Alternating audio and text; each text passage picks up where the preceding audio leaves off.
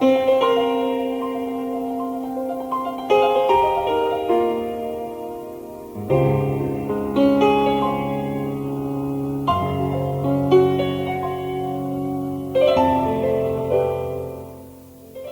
is the guided tour of Macintosh.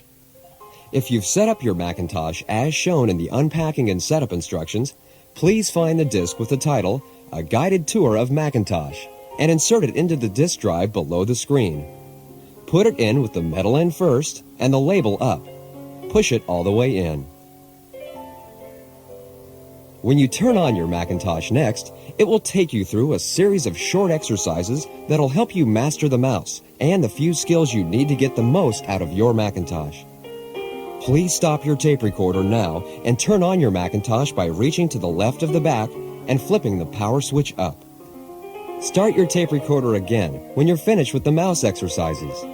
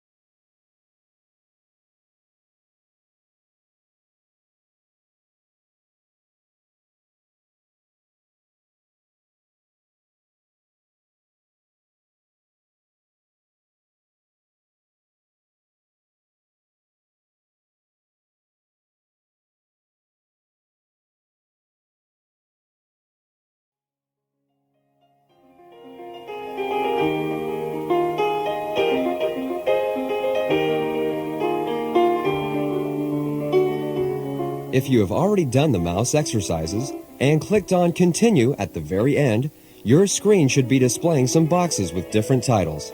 This is the guided tour screen. On the left of the guided tour screen, there are several titles, one for each part of this guided tour.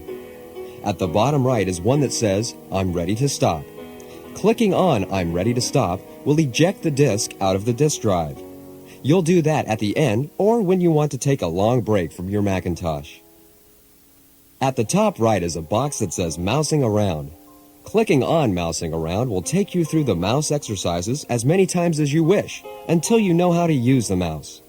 If you would like to go through Mousing Around again, stop your tape recorder and start it again when you've finished.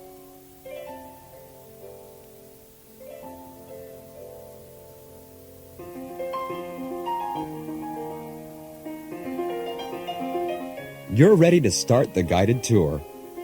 Each of the titles you see on the left is a short session playing back a series of actions on your Macintosh. This tape will tell you how to use your Macintosh, and the Macintosh itself will show you what the tape is describing. During these sessions, the Macintosh won't respond to the mouse or the keyboard. The actions you see on your screen were carried out and saved on your Macintosh beforehand. While these recorded actions are played back, your Macintosh cannot detect any present actions from the mouse or the keyboard. If you want to practice the actions you see and hear about, just wait till the end of the session. At the end of each short session, You can either stop your tape recorder to practice what you've learned or continue to the next session. You can also repeat the session if you like. To start the first session, without touching the mouse button, position the pointer to point inside the box that says, "Show me my electronic desk." Don't click the mouse button yet. In a moment, you'll hear a series of 3 tones. By clicking the mouse button as soon as you hear the 3rd tone, you'll synchronize the actions on your Macintosh to the words on your tape. If you make a mistake in synchronizing the two, don't panic. Don't try to stop the Macintosh.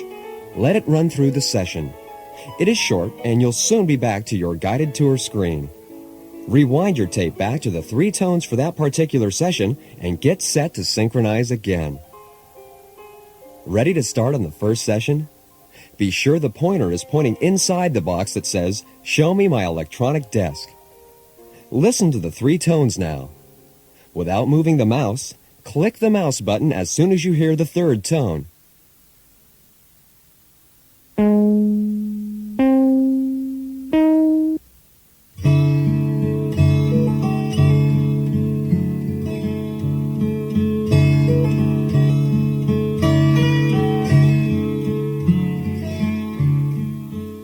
As the user of a Macintosh, you now have a new kind of workspace, your electronic desktop. The gray area you see on your screen is your desktop. This desktop, like any other, has some useful and familiar objects on it. These objects have names, but more importantly, they also have pictures above their names. These pictures, called icons, make your electronic desktop very easy to work with. This is the icon for the disk you put in your disk drive. This is a trash can where you'll throw away what you don't need. And this is for copying from one disk to another. Your electronic desktop makes possible some things that you couldn't do otherwise. Some of what you can do is in menus at the top of your screen. The words you see at the top in the menu bar are titles of menus. To look at one of the menus, you point to its title, press the mouse button, and hold it. The commands appear instantaneously, almost as if you've pulled down a window shade. This is why they are called pull-down menus. They stay hidden until you need them, and they go away when you're done with them. For almost everything you do on your new desk, you go through 2 steps. First, you select the object that you want to do something with by clicking on it. You know that it's selected because it's highlighted. Next, you go to a menu you need, hold down the mouse button, and choose a command to act on the selected object. To choose a command, you point to the title of the menu, press and hold the mouse button, and drag to the command you need. Notice how the commands highlight as you point to them. By letting go of the mouse button when a command is highlighted, you choose that command to act on your selection. Some of the commands are dimmed. Those are the ones that aren't appropriate at the moment. After looking at a menu, if you decide not to use any of the commands in it, drag off the menu and let go of the mouse button. The object we've selected is the disk. Let's drag to open. Your Macintosh opens a window showing you the contents of that disk. We'll look at the contents shortly. Let's first reverse the previous action. Go to the File menu and choose Close this time to close the window. The Open and Close commands are central to the way you'll work with your Macintosh. To start using an application program, you'll select it and open it. To stop working on a document you've created with any of the applications, you'll save it and close it. Let's now look at the contents of that disk. What's on the disk is again represented with icons. The hand in action represents an application. The sheet of paper stands for documents you've created. The empty folder provides you with folders to put your documents in. And the programs your Macintosh uses to do its work are represented with miniature Macintoshes. Select one by clicking. Now point to the selected object, press the mouse button, and drag it somewhere else in the window. Select another one and move that one too. You can organize what you have on your disk in the way that's most comfortable to you. If you click a second time on an object right after selecting it, you'll open it. This is a shortcut for opening. Don't try to use the shortcut yet. If you open an object without intending to, just close the window by choosing Close from the File menu and Continue. You can also select more than one object at a time. Position the pointer outside the objects you want to select, hold down the mouse button, and drag. A rectangular outline lets you know which objects you're including. As soon as you release the mouse button, all of the included objects are selected. Now point to any of the selected ones, press and drag, and you move all of them together.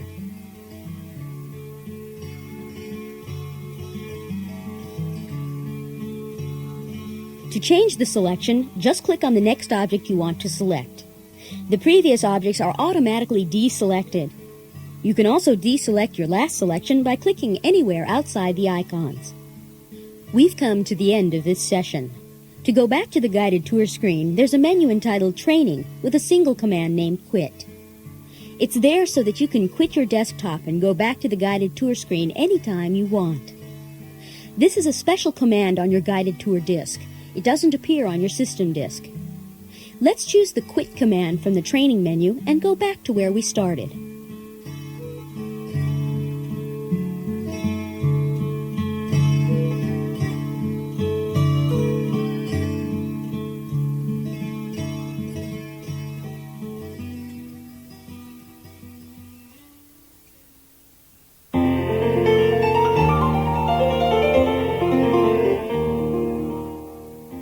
The next guided tour begins in a few seconds. If you want to take a break now or practice what you've just learned, stop the tape recorder at the end of the next instruction. If you want to repeat the session you just had, rewind the tape back to where the 3 tones are for that session and start over. To get back to the electronic desktop and practice what you just saw, point to the box on the right-hand side which says, "Let me use my Macintosh." Be sure it's pointing inside that box. After you stop the tape recorder, click the mouse button without moving the mouse. This will take you to the electronic desktop. To get back to the guided tour screen, choose Quit from the Training menu. You can stop the tape recorder now and start it again when you're ready to start the next session.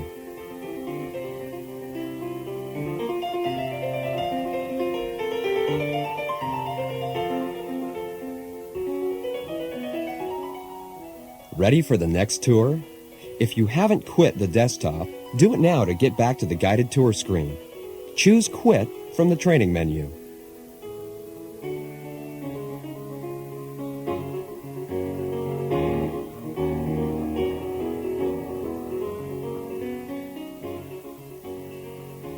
On your guided tour screen, please position the pointer to point to What's the Finder? Be sure you're pointing inside the box that says What's the Finder? Next, listen to the 3 tones and click the mouse button as soon as you hear the 3rd tone.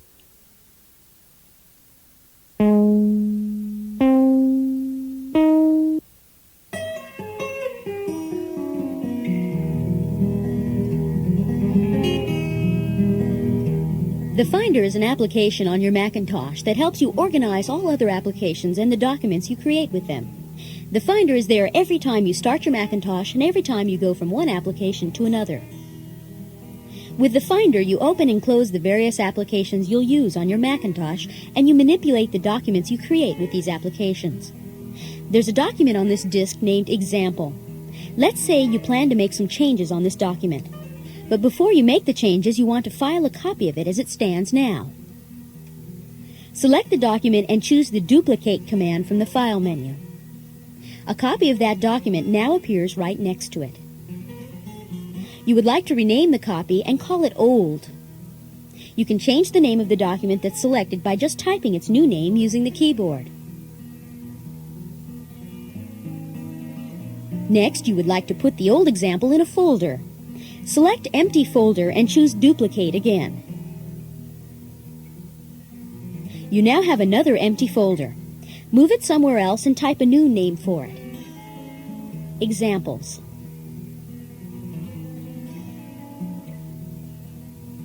Now select the document named Old. Drag it and drop it into the folder named Examples. Your old example is now tucked away in that folder. To check this, you can select that folder and open it. It contains the document we just put in it. Besides duplicating, renaming, and filing documents, the Finder also helps you throw away unwanted documents or folders.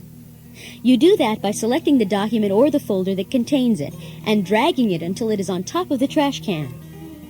That document with its folder is now in the trash can. Open the trash can and you'll find it there.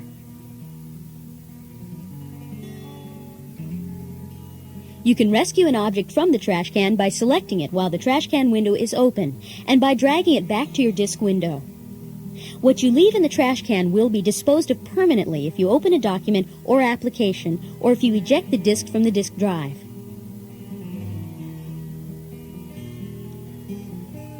You can also ask your Macintosh to dispose of what's in the trash can by choosing the Empty Trash command from the Special menu. Your Macintosh will warn you that it's about to discard what's in the trash can. You should be very careful before you put any object in the trash can. Be especially careful not to throw away what was on your disk when you started it. With the Finder, you can also get information on any object. Select the object you're interested in and choose Get Info from the File menu. With this command, the Finder calls up another window which has some information about that object. The window also has a box for comments. This is where you can type your pertinent comments about that object to help you with your work later. A blinking vertical bar indicates where text is inserted. This is called the insertion point. What you type is inserted at this point. If you make a mistake, use the backspace key to go back and retype. You don't need to use the return key at the end of the line. The space for comments is limited. If you want to delete or move a large part of your comment, point to the beginning of that part, hold down the mouse button, and drag through it. Once it's selected, go to the Edit menu and choose Cut. This command will place the selection you've cut onto a clipboard where it will be held temporarily. If you wish to paste what you just cut somewhere else, click where you want to paste it and choose the Paste command from the Edit menu. What you cut is pasted in its new position. This is how you'll enter and change text on all of your Macintosh applications. In learning to use the Finder, you're learning not only how the Finder itself works and what it does, but also how other applications work. Let's close this information window now either the way you already know, by choosing Close from the File menu, or by clicking in the box on the upper left-hand corner. This is the Close box. The Close box is a shortcut that does exactly the same thing as the Close command if you click on it. Next, select several objects and choose Get Info again. The Finder will open information windows for all of them stacked up very nicely.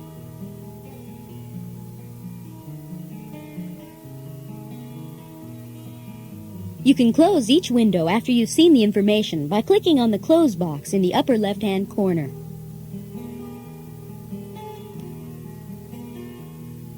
You've now seen the Finder at work with some of its most useful functions. With these and other features, you'll soon manage and organize your applications and the documents that you've created yourself. Let's choose the Quit command from the training menu next so you can get back to your guided tour screen and do what you just learned yourself.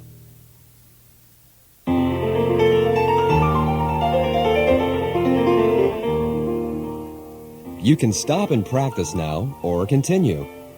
If you stop and wish to experiment with the Finder, stop the tape recorder, point to Let me use my Macintosh, and click.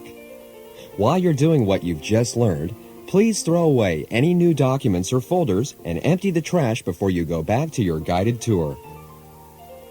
If you create new documents or folders and leave them on your desktop, your tour program will be very confused about where those documents came from, and it will stop. When you're finished practicing, choose Quit from the training menu and get back to the guided tour screen.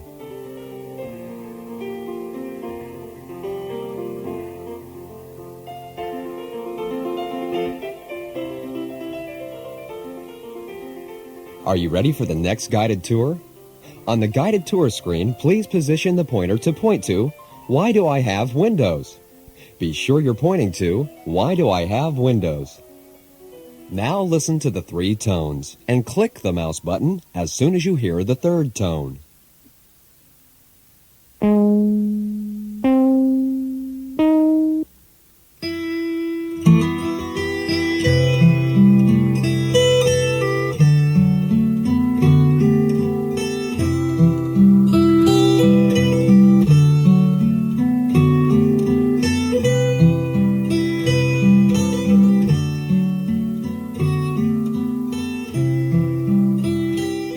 open that disk one more time.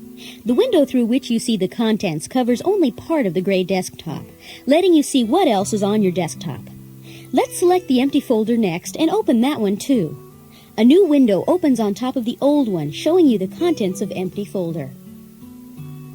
While you're looking at what you have in empty folder, you may want to remember what you had on your disk. By clicking on the visible part of the other window, you bring that window to the front. The disk window is the active one now, and the folder window is inactive and hidden behind the disk window. To see the folder window again, point to the size box in the lower right-hand corner of this window. With this box, you control the size of the window. By holding down the mouse button and dragging the box, you can actually reduce or expand any window. This uncovers the folder window. You now can activate it by clicking where it is visible. Change the size of that one too. When you have more than one window open, you know which one is the active one by looking at the title bar. The title bar of the active window is highlighted. By letting you have overlapping windows, your Macintosh makes the best use of your electronic desktop and can show the contents of several objects at once. You can also move these windows around. Point anywhere in the title bar of the active window, press and drag, and you can move the window where you want it to be. Activate the other window next and move that one too by pointing in the title bar and dragging. To put away the folder window, first make it the active window by clicking anywhere in it and then click on the close box. Windows have another very important role on your Macintosh.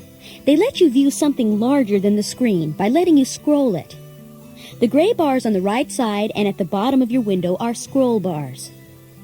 At each end of each scroll bar, there is an arrow. Point to the arrow pointing down and click, and you move the window down a little at a time to see what else you have on that disk. Point to the arrow at the top and click, and you can move the window up. There's a box in the scroll bar which moves up or down depending on the direction of the scroll. This is called the scroll box. You can also scroll by pointing in the gray area of the scroll bar and clicking. This moves you up or down faster than the individual clicks on the arrows. An even faster way to scroll is to point to the scroll box itself and drag it up or down. With the scroll bar at the bottom, you can do everything you just learned horizontally. You can scroll to the right or to the left. You can scroll fast or you can scroll slow. You now know why you have Windows. With Windows, you can view long documents by just scrolling at the speed you want. You can also examine the contents of various objects simultaneously. In fact, when you start using the various applications on your Macintosh, you'll find that you always work on your document through a window.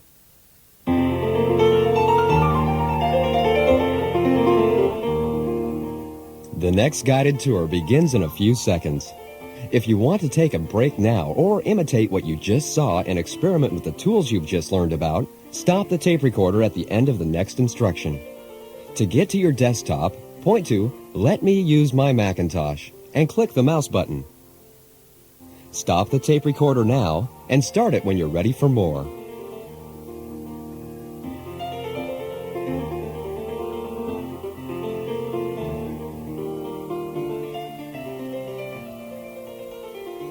Ready for the next guided tour?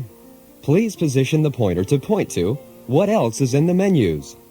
Be sure it is pointing to what else is in the menus. Now listen to the 3 tones and click the mouse button as soon as you hear the 3rd tone.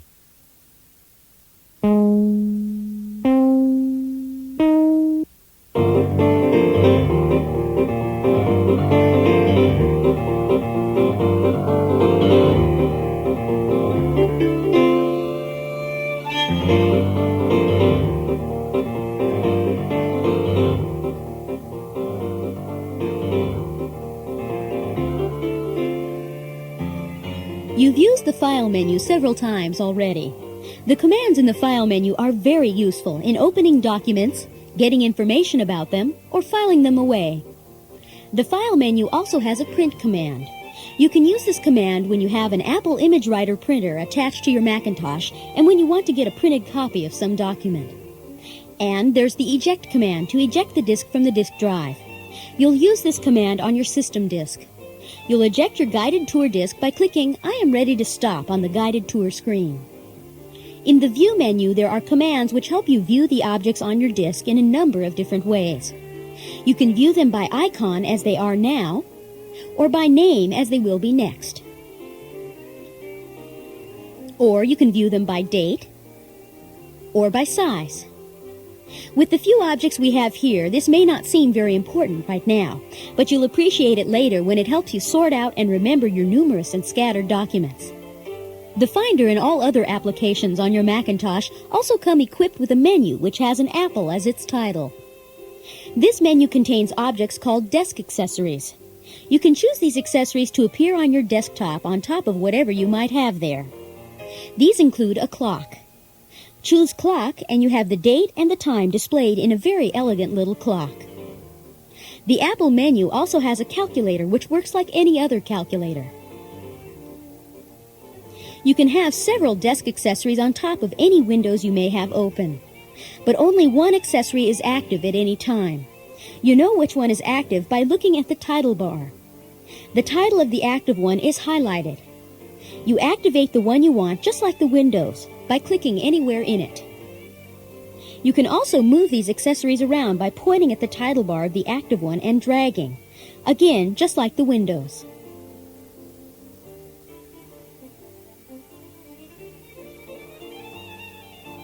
And you can close them by clicking on the close box.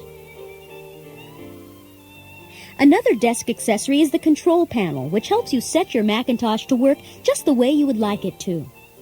If you would like to change the volume of the warning beep, adjust it here. To change the pattern on your desktop, click on the dots here and then click on the desktop icon next to it. If you change your mind, click on the dots again and change it back. You can also change the time by clicking on it and adjusting it up or down. And you can change the date the same way. The desk accessories on your Macintosh are both useful and fun. Experiment with them and discover on your own what very useful tasks your Macintosh is capable of. We'll quit this part of the tour now and go back to the guided tour screen so that you can do just that.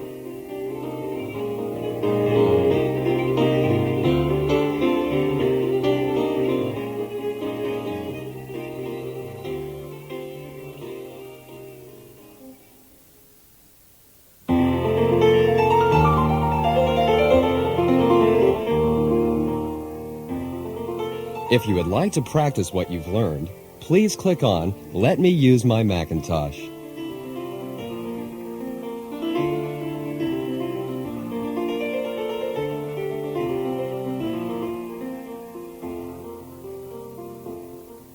Are you ready for the last session of your tour? Please position the pointer to point to Time to Play the Maze. Listen to the 3 tones and click the mouse button as soon as you hear the 3rd tone.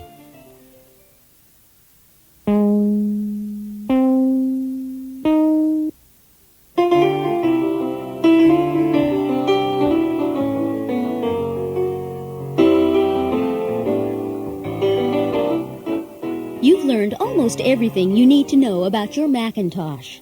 As you start using the various application programs on your Macintosh, the Finder will become not only your launch pad for these applications, but also your home base where you'll keep track of what you need and discard what you don't need.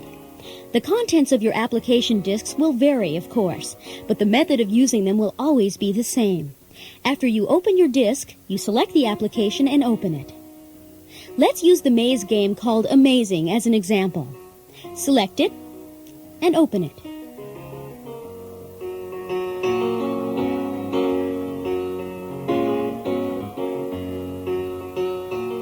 Your screen displays a maze. In it, there is a circle and a square. Starting at the circle, make your way through the maze to the square. You move the mouse without touching the mouse button. A dark strip traces your steps. If you go the wrong way, just go back and the distance you came is undone. When you reach the square, you've solved the maze. Let's look at what menus the maze has. There's just one with a few commands. Choose the Skill command. This command brings up a dialog box which lets you choose the level of difficulty you would like in the maze. You can have very simple mazes or very complex ones. You choose the level by pointing to it and clicking. Change it to the second level. Once you've decided on the level, click on the box that says New Game, and your Macintosh displays a maze at that level of difficulty. You can continue choosing new mazes at that level by choosing New from the menu. You can also have your Macintosh solve the maze for you by choosing Answer. After you see the solution, click anywhere on the screen and the solution disappears. When you're tired of solving mazes, choose Quit and you're out of the game and back to the Finder.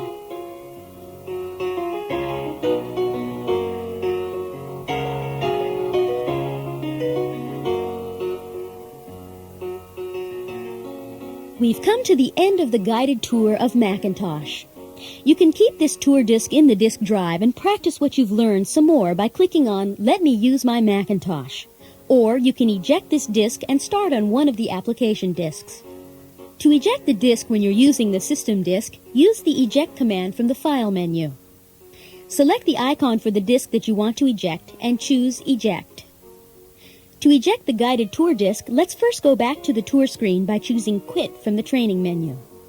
On the guided tour screen, point to the box that says I am ready to stop and click. This will eject the guided tour disc out of the disk drive.